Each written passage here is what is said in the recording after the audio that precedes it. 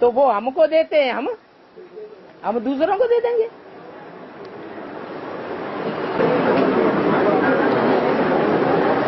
बाबा, ज्योतिष लोग हस्तरेखा विचार करते हैं और भांति भांति के स्टोन धारण कराते हैं, कोई पैर का, कोई क्या पहनाते हैं। इससे कोई फायदा होता है या ज्ञान की दृष्टि से नुकसान होता है?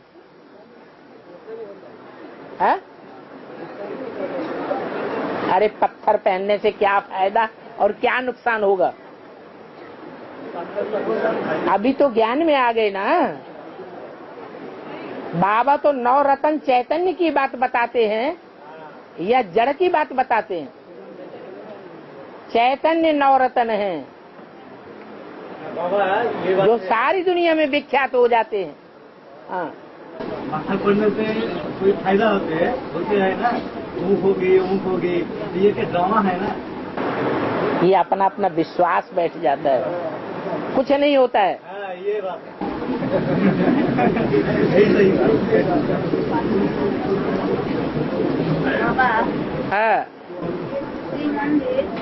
हाँ, पूरी मंदिर इतना बड़ा मंदिर, हाँ, उसका छाया नहीं दिखाते हैं, उसका कारण तो छाया नहीं दिखाते हैं, हाँ, उसका कारण छाया नहीं दिखाते हैं।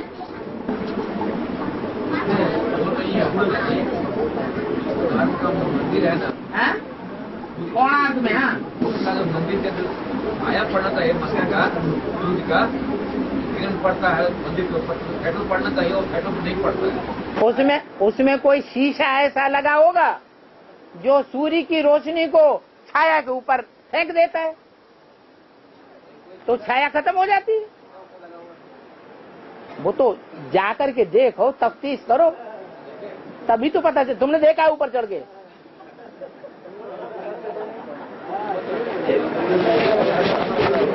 और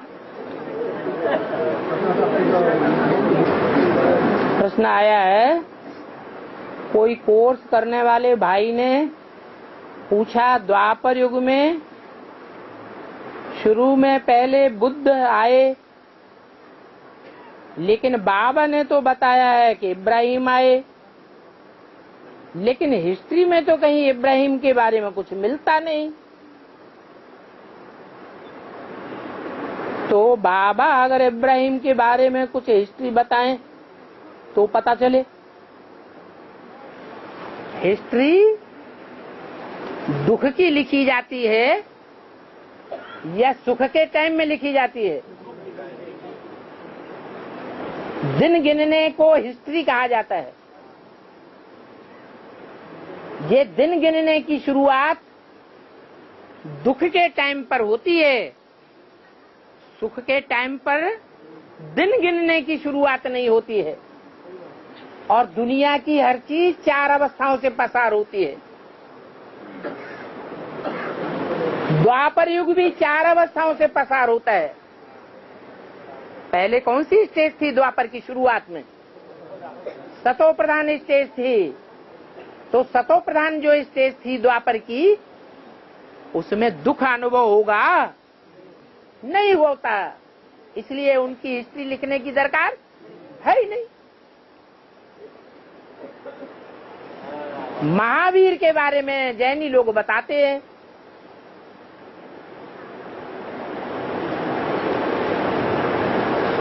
कि 2500 साल पहले महावीर आए। भगवान महावीर, उससे पहले 23 तीर्थंकर और आए। अब सोचने की बात है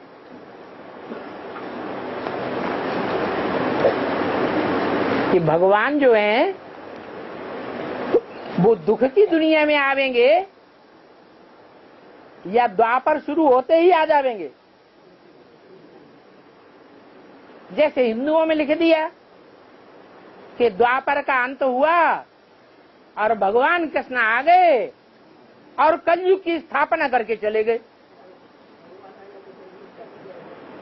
पापी कलयुग की स्थापना हो गई, कोई बात ही नहीं बनती। महात्मा बुद्ध द्वापर युग शुरू होने के 500 वर्ष के बाद आए।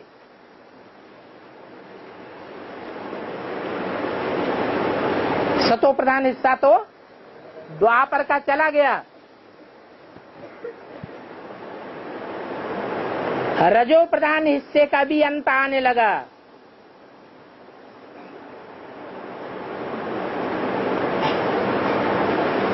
तो उस समय महात्मा बुद्ध के जो फॉलोअर्स हुए, उन्होंने ढेर का ढेर बौद्ध साहित्य लिखा, और बौद्ध साहित्य बहुत सशक्त है। उनकी धर्म की मर्यादाएं बड़ी पावरफुल हैं। सारे बौद्ध साहित्य में कहीं भी महावीर का नाम नहीं आया, जबकि महात्मा बुद्ध बाद में आए हैं और महावीर पहले के बताए गए हैं। अब बताओ ये कैसे संभव हो सकता है कि बौद्ध साहित्य में महावीर का कहीं नाम ही न हो। इससे साबित होता है कि 2500 वर्ष पहले न महावीर तीर्थंकर हुए भगवान के रूप में, न श्री कृष्ण भगवान हुए भगवान के रूप में। इब्राहिम हुए, उनका इस्लाम धर्म पुराना है, इस्लाम धर्म की हिस्ट्री मिलती है, लेकिन उसका जो पैगंबर है उसकी हिस्ट्री इसलिए नहीं मिलती है कि उस समय इतना दुख की शुरुआत नहीं हुई थी,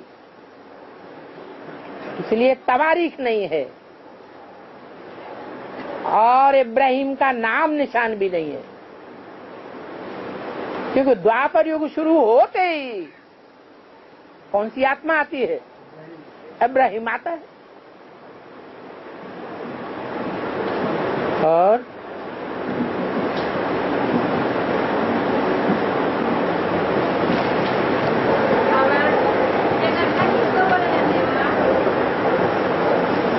और जोर से बोलो। पैगंबर किसको कहा जाता है? जो पैगाम दे, धर्म स्थापक का, धर्म की स्थापना का पैगाम दे, उसको पैगंबर कहा जाता है।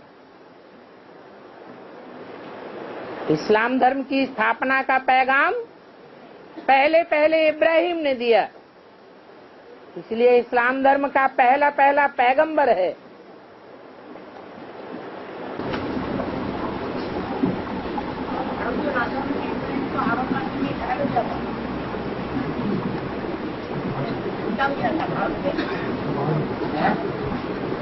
भारतीय राजाओं ने तो इब्राहिम को भारत में भागा दिया था। हाँ, तो तभी तो उसका धर्म प्रचार ज्यादा हुआ ना। हाँ, तो भारत कंट्री में इस्लाम धर्म का प्रचार ज्यादा हुआ ना। हाँ, हाँ। यहाँ कोई हिस्ट्री नहीं है भारत में, ये है ना। अरे हिस्ट्री चाहे भारत की हो या कोई भी देश की हो, हिस्ट्री तो बनेगी ही तब जब दुख की शुरुआत महसूस हो। द्वापर के आज में तो कितनी सतो प्रधानता थी। बाबा ने तो मुरली में बोला, शास्त्र भी उस समय सच्चे थे, शास्त्र के अर्थ झूठे नहीं थे। बाद में जो परवर्ती व्याख्याकार आए, उन्होंने वेदों का अर्थ करके ब्राह्मण और आरण्यक तैयार किए, ढेर के ढेर तैयार कर दिए। फिर बाद में उपनिषद तैयार हुए, उनकी व्याख्या। फिर बाद में ढेर के ढेर पुराण बना दिए। कितनी व्याख्याओं की व्याख्याएं, व्याख्याओं की व्याख्याएं, व्याख्याओं की व्याख्याएं कर दी। अभी मुरली है, मुरली की व्याख्या ब्रह्मा कुमार कुमारियों ने लिटरेचर में अपने प्रकार से कर दी।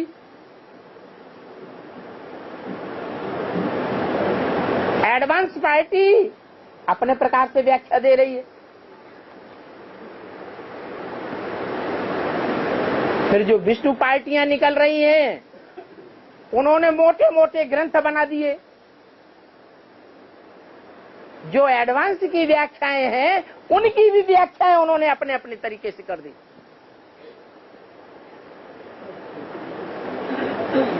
बंगलौर की विष्णु पार्टी अलग व्याख्या कर रही है, बंबई की विष्णु पार्टी अलग व्याख्या कर रही है, अहमदाबाद की विष्णु पार्टी अलग व्याख्या कर रही है।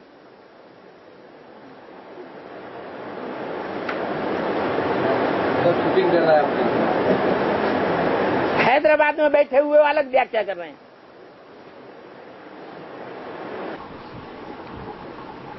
मेरे जमाने में तो इंग्लैंड का हिस्ट्री, यूरोप का हिस्ट्री पढ़ाता था स्कूल में, हिंदुस्तान में। पहले मुरली में मिला था कि आज से 2250 साल पहले बौद्ध धर्म हैं? 2250 साल पहले। हाँ जी, तो 500 साल तो नहीं होता है, 250 होता है। हाँ, आर्टिफिशियल 500 साल यदि होता तो पूरा तो दुख तो आता। तो दुख शुरू होता है ना, तो हिस्ट्री बनाई जाएगी ना। हाँ, इसलिए तो उसको बौद्ध धर्म करना पड़ा। अरे उससे भी पहले तो विक्रमादित्य का संवत है, शक संवत है, हूण संवत है, लेकिन ये बाद में स्थापन हुए हैं। 2500 साल पहले का कोई भी नहीं है।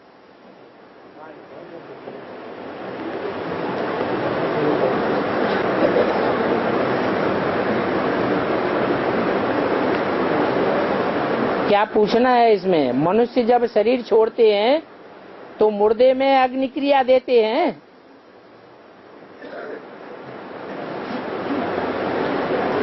ये तो भारतवासी देते हैं, विदेशी लोग थोड़े देते हैं अग्नि क्रिया। इसका कारण क्या हुआ? जब संगम युग था तो ज्ञान अग्नि में देह अभिमानी की क्रिया को भस्म किया था, इसलिए भारतवासियों में अग्नि क्रिया करते हैं कि देह भस्म हो जाए।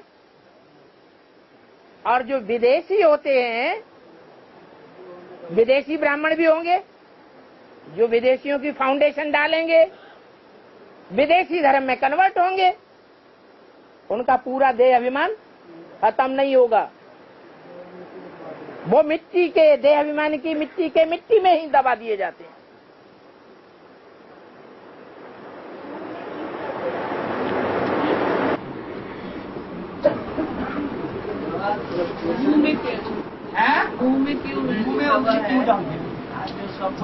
मुखिया मुख तो चाहिए। जो मुख है ना, वो ज्ञानेंद्रियों में मुख्य है। सप्तऋषियों में मुखिया कौन है? वशिष्ठ। उनकी पैदाइश कहां से होती है? मुख से।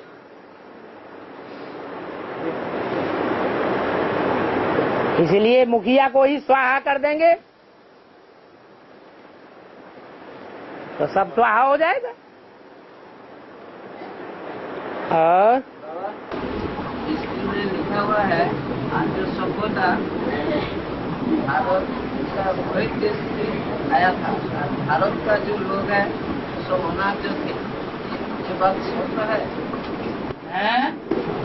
आर्य सभ्यता बाहर देश से आया था, ये बात सत्य है? ये विदेशियों ने लिखा है। आर्य